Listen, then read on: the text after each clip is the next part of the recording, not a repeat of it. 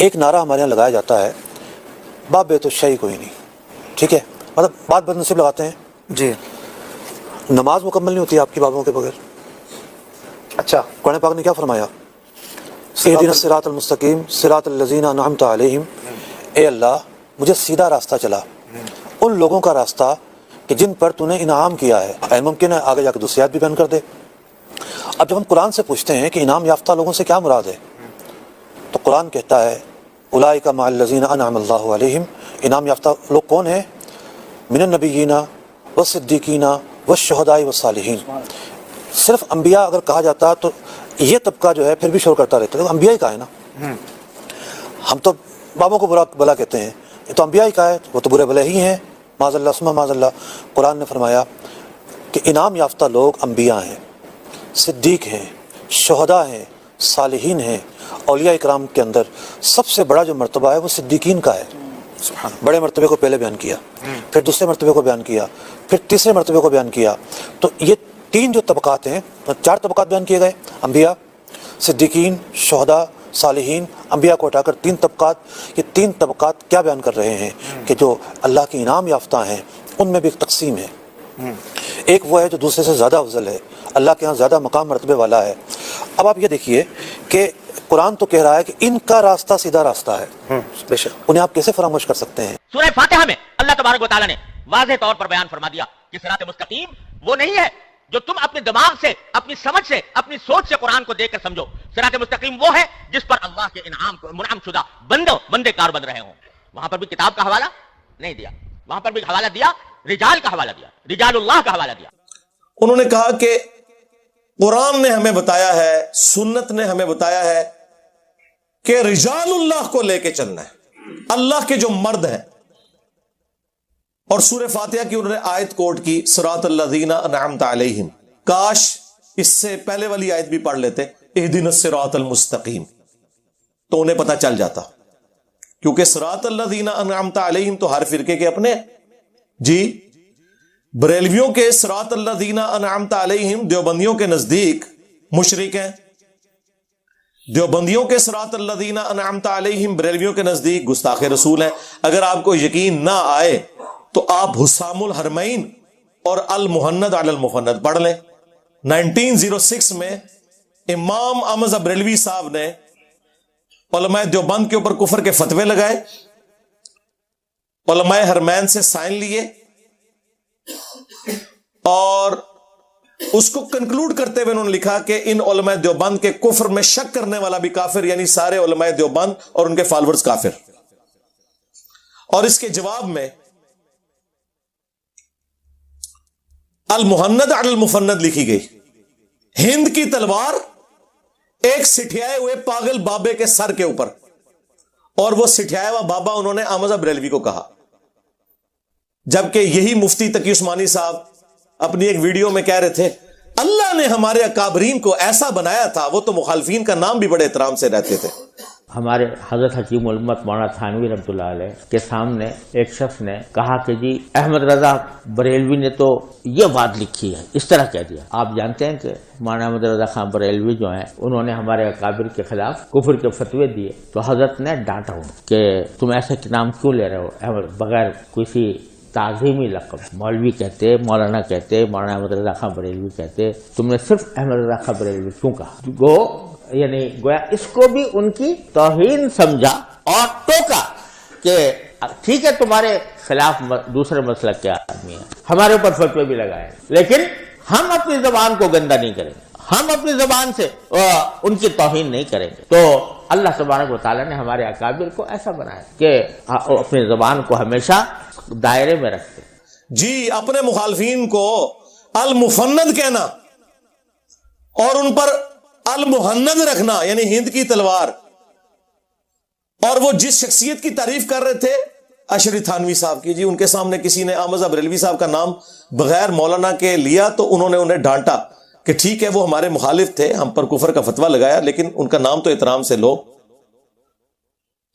اور پھر اینڈ پہ بولتے ہیں اللہ نے ہمارے اکابرین کو ایسا بنایا، تو آڈے اکابرین نو جو اللہ نے بنایا سی نا، فطرت اتے بنایا سی، جو بعد ہی ہو گئے سن تو ہم دسنے کہ ہوئے سن، یہ ہوئے تھے کہ اپنے مخالفین کو المفند کہتے تھے وہ۔ وہی اشرفی تھانوی جس کی وہ تعریف کر رہے ہیں, اس کے سگنیچر ہوئے ہوئے المحنت کے اوپر. آیا نا داڑھ تھلے ہوں میری اہلی داڑھ.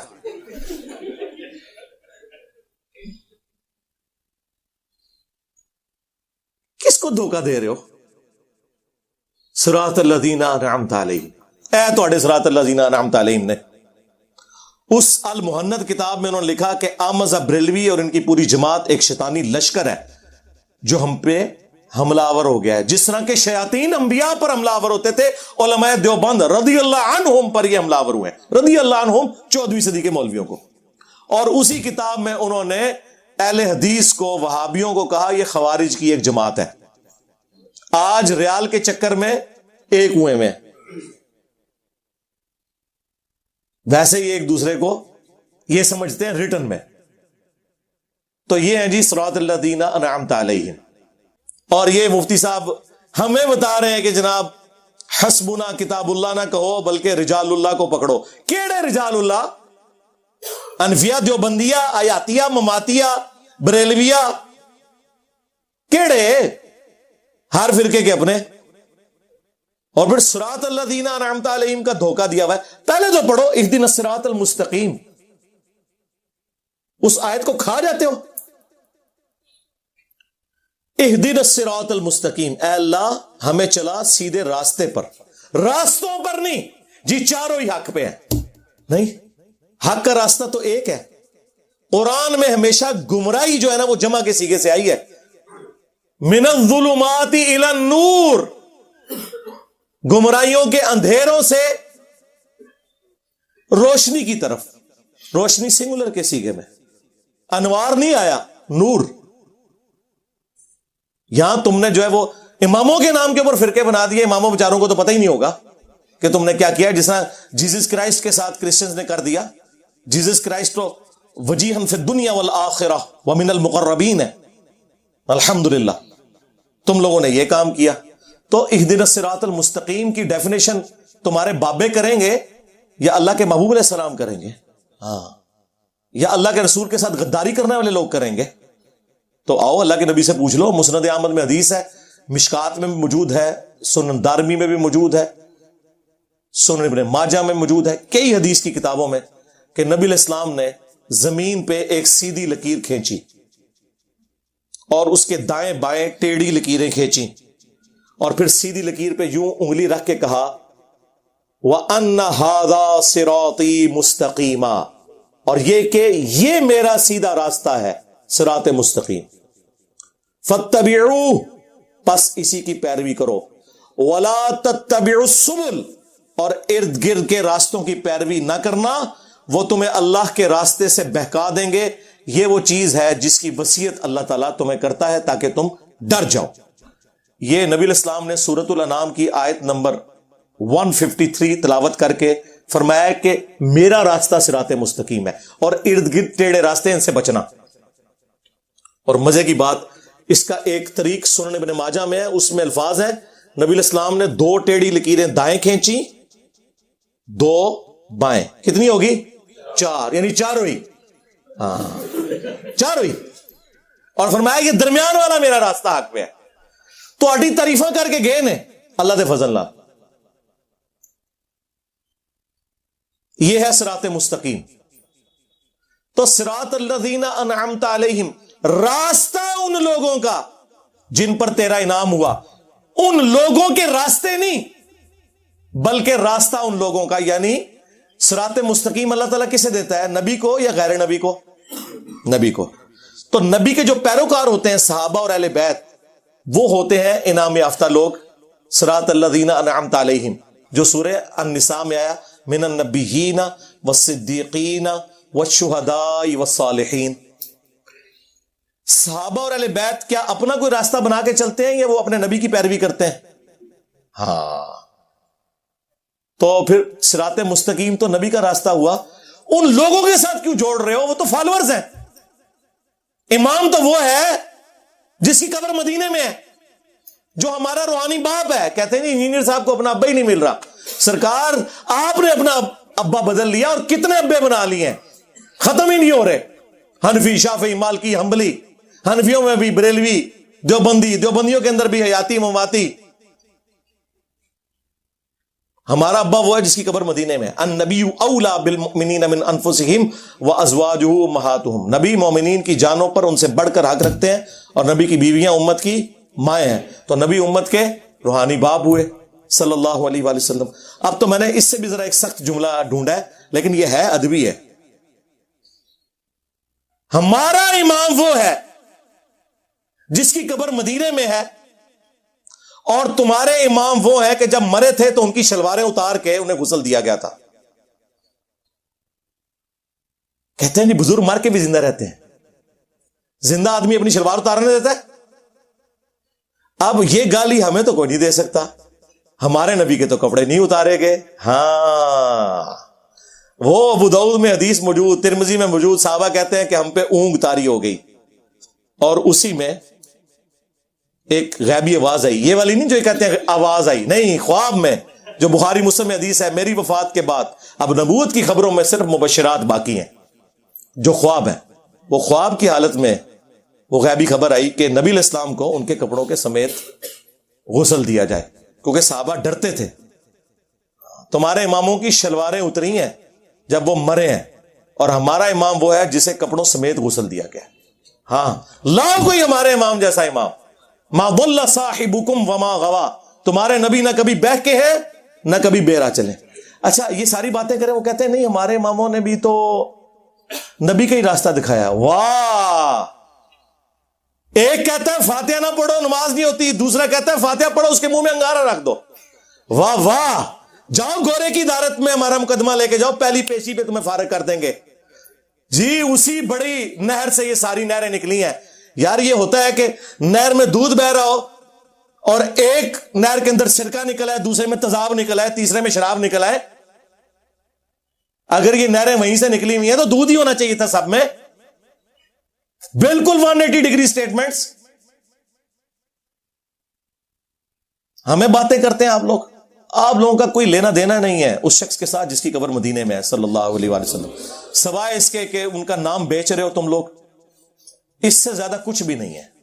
اور جن کو تم رجال اللہ کہہ رہے ہو نا, وہ بھی بیچ کے کھا گئے.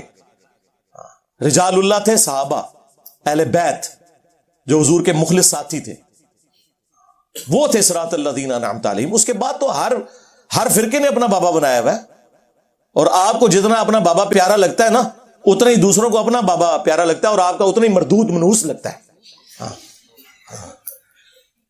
منوس لگتا ہے دیکھنے سے. کہتے ہیں دیکھ لیں شکلیں ہی منوسوں والی ہیں ان کی.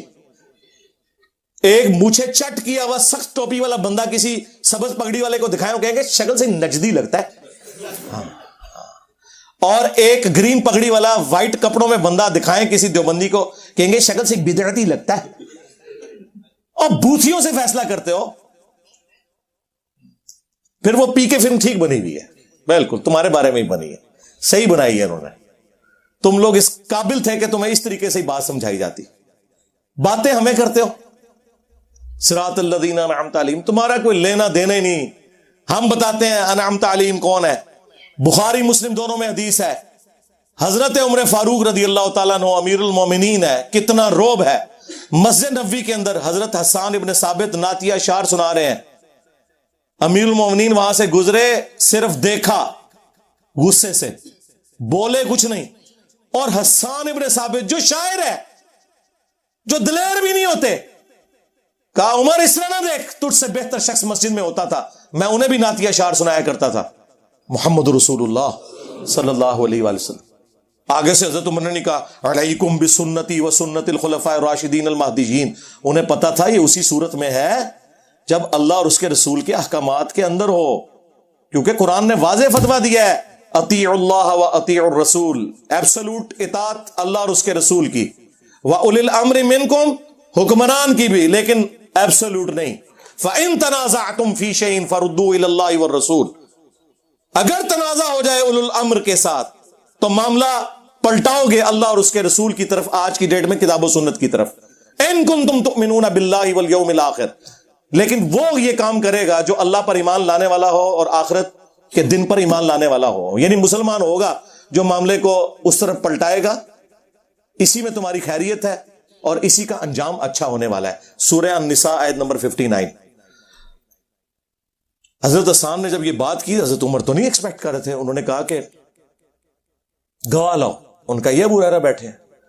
حضرت ابو ہریرہ نے گواہی دی کہ اے امیر المومنین، میں گواہی دیتا ہوں کہ نہ صرف نبی علیہ السلام ان سے نعتیہ اشعار سنتے تھے، بلکہ آپ نے دعا کی کہ اے اللہ روح قدس کے ذریعے ان کی مدد فرما، جس طرح عیسیٰ ابن مریم کی مدد کی تھی.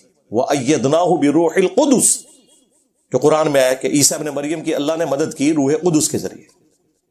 تو حضرت عمر فاروق رضی اللہ تعالیٰ عنہ وہاں سے چلے گئے. سرکار اس ایک حدیث جو بخاری مسلم دونوں میں ہے، پورے کے پورے تمہارے بابوں کے فرقے فارغ ہوتے ہیں.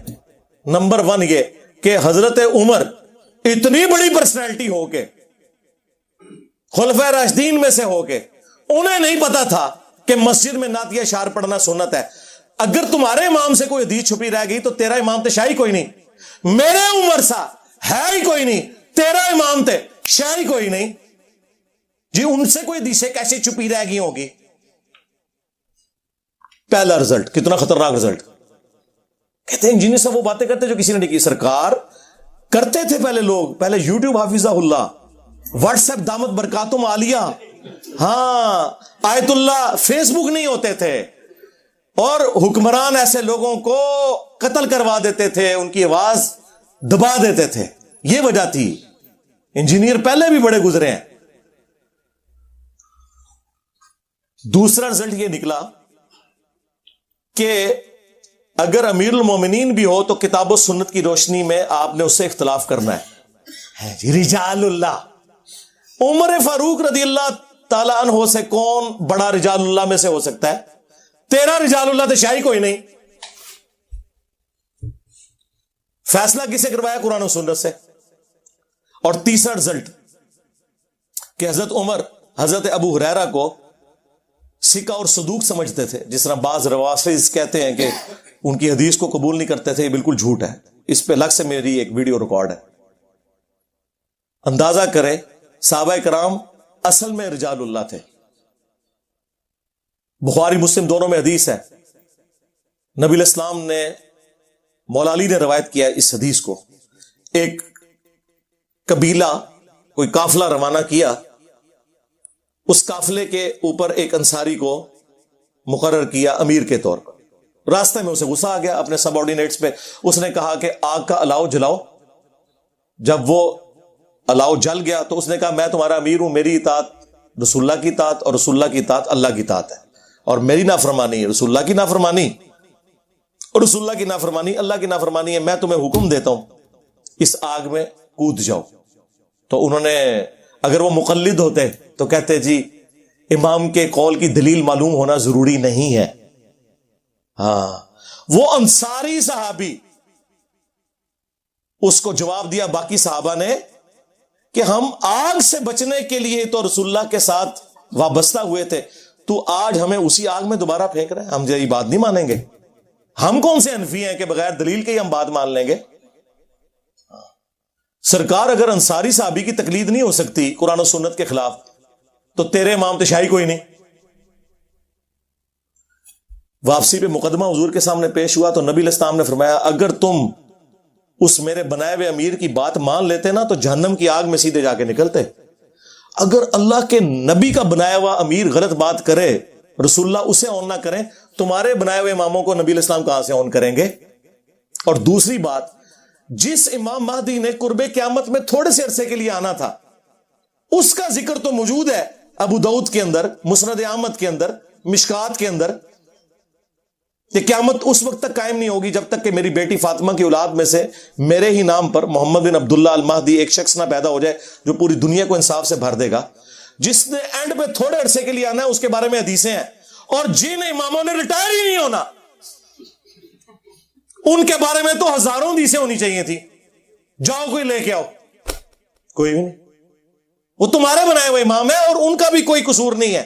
ذہن میں رکھیے گا، انہوں نے کبھی کلیم نہیں کیا. شاہ ولی اللہ دہلوی نے حجت اللہ البالغہ میں تقلید کو اس امت کی تباہی کی سب سے بڑی وجہ بتایا، لیکن حنفیوں کو سلیکٹو سٹڈی کروائی جاتی ہے. انہوں نے یہاں تک لکھا ہے کہ اماموں کی تقلید نے امت میں گمراہی کا دروازہ کھولا ہے، اندھی تقلید نے. انہوں نے یہاں تک حجت اللہ البالغہ میں لکھا ہے کہ اماموں نے تو خود فرمایا تھا کہ اگر ہمارے قول کی دلیل معلوم نہ ہو تو آپ نے اس پہ عمل نہیں کرنا. امام حنیفہ کا قول، شافعی کا، مالک کا، ام بن حنبل کا، امام مالک کا وہ قول نقل کیا ہے کہ رسول اللہ کے علاوہ کوئی ایسا شخص نہیں کہ جس کی ہر بات مقبول ہو اور کوئی بات مردود نہ ہو، اور رسول اللہ کے علاوہ کوئی اور ایسا شخص نہیں صلی اللہ علیہ وآلہ وسلم کہ جس سے اختلاف نہ ہو سکے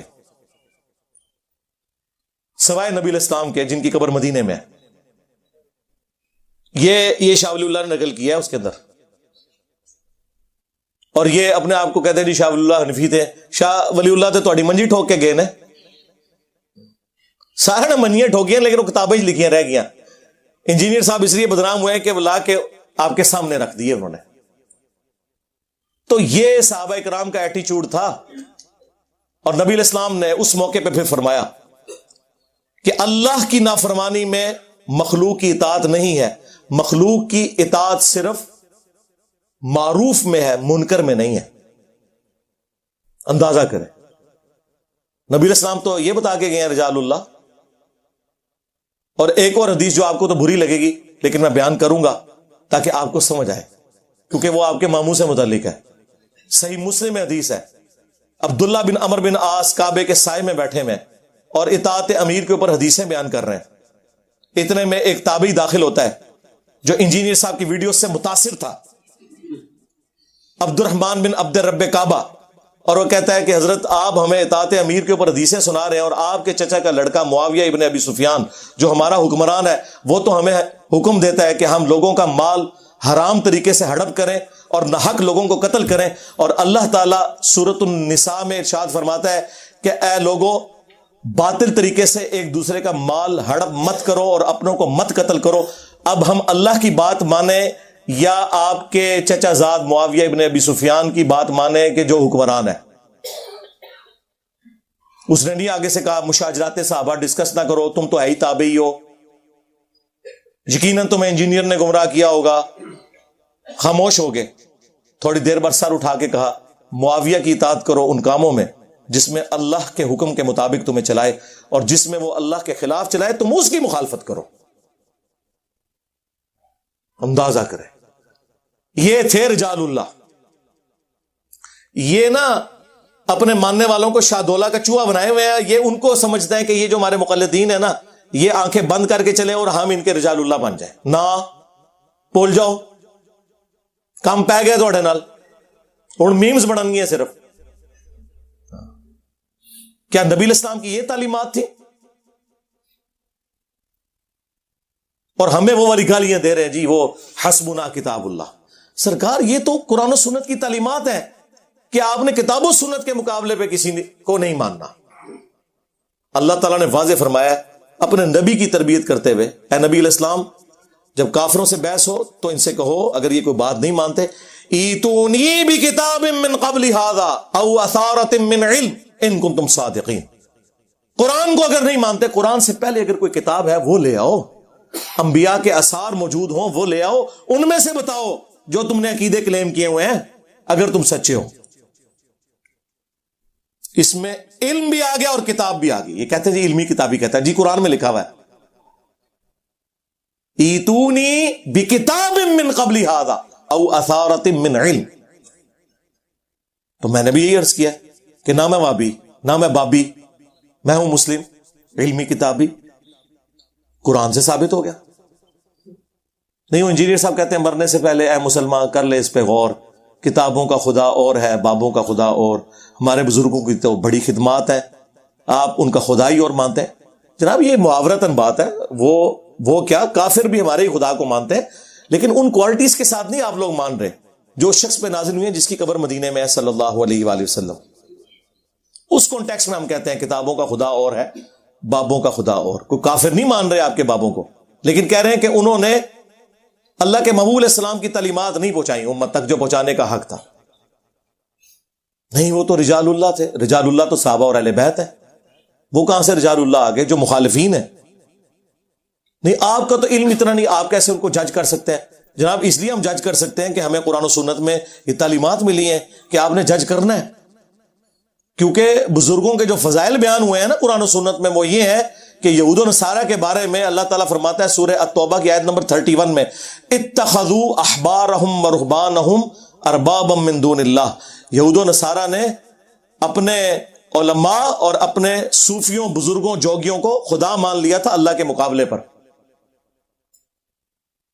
اور اس کی تشریح وہ جامع ترمذی کی حدیث ہے جو سلسلہ حدیث سیاح میں البانی لے کے آیا ہے. اور شاہ ولی اللہ دہلوی نے حجت اللہ البالغہ میں اس حدیث کو کوٹ کیا ہے تقلید کے خلاف کہ عدی بن حاتم جب مسلمان ہوئے انہوں نے کہا یا رسول اللہ قرآن میں ایک آیت ہے جو مجھے کھٹکتی ہے, ہم نے تو کبھی اپنے علماء اور بزرگوں کی پرستش نہیں کی تھی, تو قرآن میں اللہ نے کیوں فرمایا ہے کہ اتخذوا احبارہم ورہبانہم اربابا من دون اللہ. تو نبی الاسلام نے فرمایا بتاؤ جب تمہارے علماء اور یہ بزرگ تمہیں اللہ اور اس کے پیغمبر کی تعلیمات کے خلاف جو فتوے دیتے تھے, حلال کو حرام اور حرام کو حلال قرار دیتے تھے, تو کیا تم بغیر دلیل کے ان کی بات کو مان نہیں لیا کرتے تھے؟ انہوں نے کہا یا رسول اللہ ایسا ہی تھا. فرمایا یہی تو ان کو رب بنانا ہے. یعنی نبی الاسلام یہ کہہ رہے ہیں کہ اے عدی بن حاتم اگرچہ تو عالم دین نہیں, کوئی مسئلہ نہیں, لیکن اپنے عالم دین کی بات کو کتاب و سنت پہ چیک کر لیا کر. یہی مطلب ہوا نا, کیونکہ عدی بن حاتم تو فالوور تھے. یعنی آج کی ڈیٹ میں نبی الاسلام یہی بات کر رہے تھے کہ مرنے سے پہلے اے مسلمان کر لے اس پہ غور, کتابوں کا خدا اور ہے بابوں کا خدا اور. ہاں عدی بن حاتم تم نے کر لینا تھا غور کہ کتابوں کی تعلیمات اور ہیں اور تمہارے بابوں کی بتائی ہوئی تعلیمات اور اس کے لیے ڈگری کی کوئی ضرورت نہیں, تمہیں چیک کرنا ہے. یار آج تک کسی گورے نے نہیں کہا کہ جناب میں اپنی مرضی سے ڈکشنری لکھوں گا. بھرے مجمع میں بھی آپ کسی کی غلطی نکال دینا کتاب کی روشنی میں, وہ تھینک یو کہتا ہے, اور مولوی کی غلطی نکالے وہ کہتا ہے پھینک دیو. یہ تو اپنی کتابوں کے ساتھ اتنے مخلص نہیں ہیں جتنے کہ فزکس کے پروفیسر اپنی فزکس کے ساتھ مخلص ہیں. ان کو ڈگریوں کا خمار ہی نہیں جا رہا, اور وہ خمار کے بریلویوں کا عالم دیوبندیوں کے نزدیک مشرک اور دیوبندیوں کا عالم بریلویوں کے نزدیک گستاخ رسول. ایک عام بریلوی بھی منہ پھٹ کے ان کو کہتا ہے یہ تمہاری ڈگری کی اوقات دکھاتا ہے وہ. اور ہمارے نبی نے ہمیں کیا ڈگری دی؟ بلغوا عنی ولو آیا, پہنچا دو میری طرف سے ایک آیت بھی آتی ہو. حتیٰ کہ صحیح بخاری میں یہاں تک حدیث ہے, یہ بھی حدیث بخاری میں ہے, بخاری میں ایک اور حدیث ہے, شیطان نے انسانی شکل میں آ کے آیت الکرسی کا وظیفہ دیا. نبی علیہ السلام نے فرمایا اے ابو ہریرہ 3 دن سے جو تیرا مہمان انسانی شکل میں آ رہا تھا وہ شیطان تھا, جھوٹا تھا, لیکن بات اس نے سچی کی ہے کہ جو آیت الکرسی پڑھ کے سو جائے صبح تک ایک فرشتہ اس کی حفاظت کے اوپر مامور کر دیا جاتا ہے. لیکن یہاں پہ آپ دیکھ لیں یہ لوگ کہتے ہیں جی وہ ڈگری لے کے. مجھے بتائیں اگر کوئی پرائمری اسکول کا بچہ آپ کو کہے کہ سورۃ البقرہ کی آیت نمبر 279 میں لکھا ہے کہ سود کھانے والے کے خلاف اللہ اور اس کے رسول کا اعلان جنگ ہے, تو آپ اس سے اس کی ڈگری مانگیں گے یا آیت پڑھیں گے؟ اور اگر وہ کہ میرے پاس ڈگری نہیں, آپ کہیں چونکہ ڈگری نہیں ہے لہٰذا میں قرآن کی آیت بھی نہیں مانتا, تو آپ تو کافر ہو جائیں گے. اور دوسری طرف ان کا حال ہے کہ غیر مسلموں کی تعریفیں کرتے ہیں کہ جی فلاں غیر مسلم نے نبی الاسلام کے اوپر اتنی شاندار کتاب لکھی ہے, اس کے پاس تو ڈگری کوئی نہیں ہے, اس نے تو خود اسٹڈی کر کے لکھا نا, تو کیوں مثالیں دیتے ہو ان کی؟ صرف اس لیے کہ اس نے تمہاری منجی نہیں ٹھوکی. مثالیں دیتے ہیں نا جی, ان کے پاس کون سی ڈگریاں ہوتی ہیں؟ اور ڈگریوں کی اوقات یہ ہے کہ یار تمہارے بڑے کیا, ان کے بڑے بھی جو کچھ بلنڈر کر کے گئے, آج ہمارے بچے جو ہے نا بتا رہے ہیں کہ یار فلاں یہ کر گیا, فلاں آدھی حدیث لکھ کے چلا گیا, فلاں یہ کر کے چلا گیا. پرانوں کی بھی اوقات کھل گئی ہے ہمارے اسٹوڈنٹ کے سامنے اور وہ لوگوں کے سامنے کھول رہے ہیں. تو اللہ کا شکر ہے اس پلیٹ فارم سے کتاب و سنت کی آواز بلند ہو رہی ہے الحمدللہ. ہم آپ کے بابوں کو بالکل نہیں مانتے اس لیے کہ آپ بھی دوسروں کے بابوں کو نہیں مانتے, سیدھی سی بات ہے. لہٰذا بہتر یہ ہے کہ اپنے اپنے بابوں سے دستبردار ہو جاؤ اور اس شخص کے ساتھ اپنی نسبت مضبوط کرو جس کی قبر مدینے میں ہے صلی اللہ علیہ وآلہ وسلم.